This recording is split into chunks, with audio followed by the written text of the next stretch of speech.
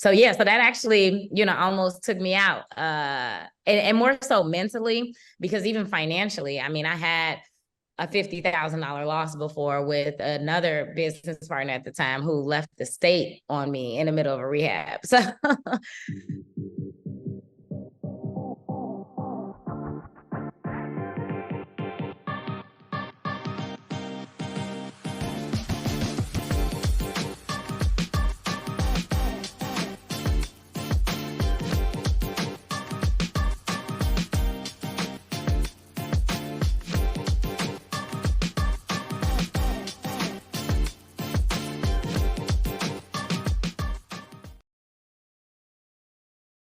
Today's episode is part of our Landlord Chronicles series, where we hear from amazing landlords about their most interesting landlording story, along with a lesson to help you invest better.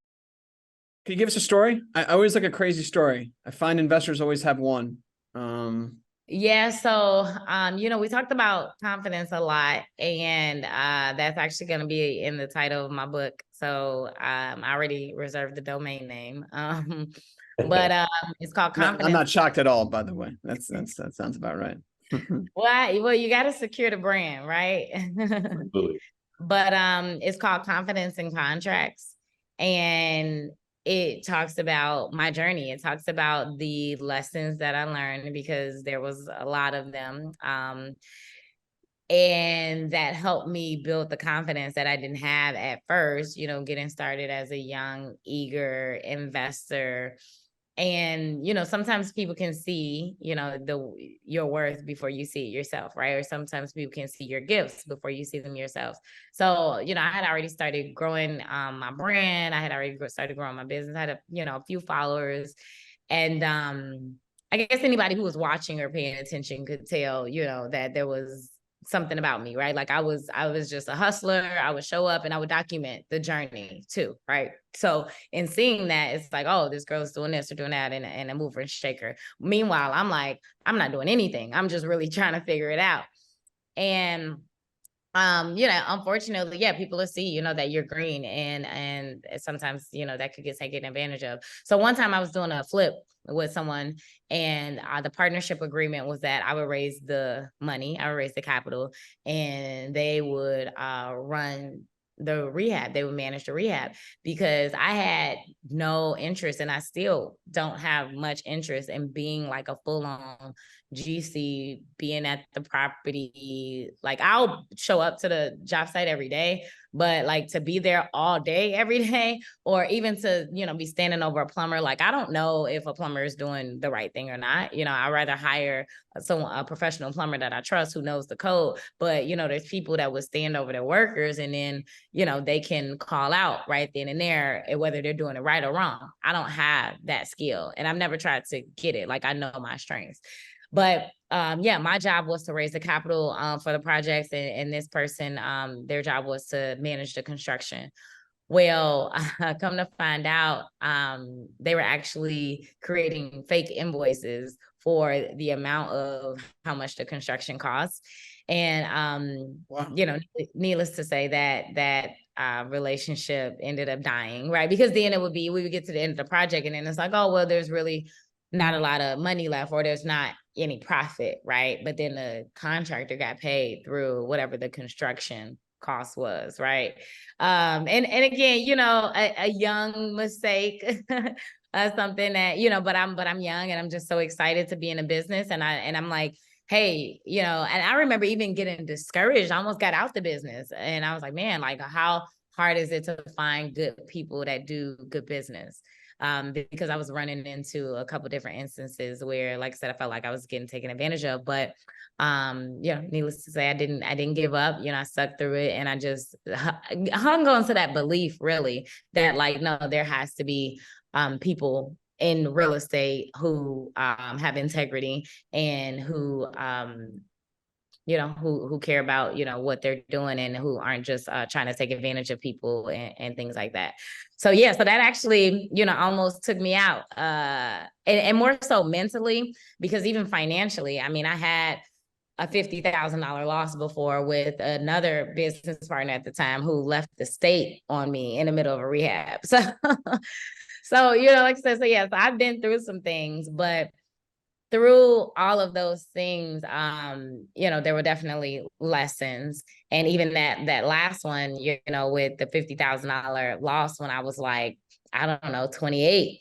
And it was like, man, there was tears, there was, all the why me's and, all of that. But I was like, you know what? I knew that my story wasn't going to end there. I knew that, and it was so important for me to just maintain the integrity of my name. So like I hustled and I worked hard and like, I paid our investors back and, I took over the project by myself and finished it and things like that. But, my friends, we kind of just have a saying like, you're either going to hustle or you're going to fold, right? You're either going to work hard or you're going to give up.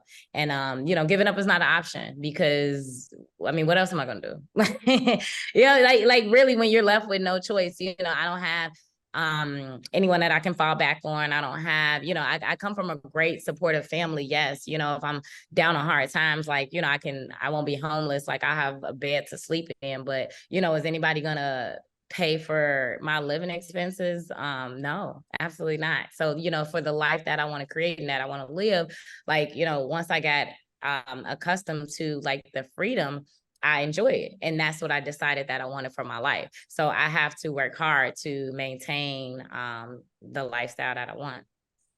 I think it's really important. I know you're very young, especially relative to myself, right? But for you to be able to talk to, high school students now and young emerging adults, let's say, and get that point across. Look, life is a choice. You can feel sorry for yourself and fold up. Or you can just absolutely make the decision that you want something different and you're willing to put in the effort to do that. And no one will get in your way if you really show that to people and you're consistent with it. I think that's really, really important. I know a lot of our mutual friends in the business spend a lot of time with young people. And for all of us to have that kind of in-person emotional touch and be able to really express that to them, because they're not getting it in school, right? School's teaching them potentially one day how to get a job. It's not teaching them anything else. And most of the time it keeps telling young people, especially in urban communities, what you can't do. Right? Yeah, it's not coming from her parents either, right? Look, she called it straight.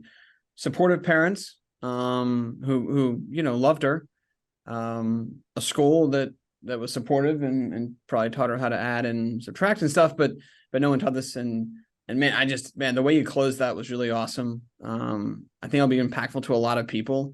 This is not a straight line journey. I always talk about that. This is, it's not for the faint of heart, and the downswings are hard. And, to have what sounds like a couple 50K type losses along the way, that would be the knockout blow for some people, Yeah. And I just love that it's you're clearly a grinder. You're going to be wildly successful. Count me as a reader of your book when it hits the New York Times best-selling list. If folks want to reach out to you, which I'm sure they will, what is it, Instagram, or what's kind of the way that you want to communicate with people? Yeah, Instagram is great. I'm Rashauna Scott everywhere. The link to schedule a call with me is right there in the bio. And I can also be found at Flipping in Heels, which is, like I said, my women's real estate investment community where I teach real estate investing nationwide through like events and, like I said, Zooms and things like that. But yeah, if you just search for Rashauna Scott, I pretty much can be found on most of the social media platforms. It's awesome. But by the way, I love your attention to detail on the brand side too. The days of the kind of the long tail and just people messing around and doing a deal are there. It's going to be brands. Brands will be the next generation of real estate, and you're building out some awesome ones. And I think it's really, really great stuff. Thanks for joining. Thank you. Rashauna, thanks so much for having me. Thank you very much for jumping on with us today. Appreciate it. Cool. That's a wrap, Rashauna. All right. Thanks a lot.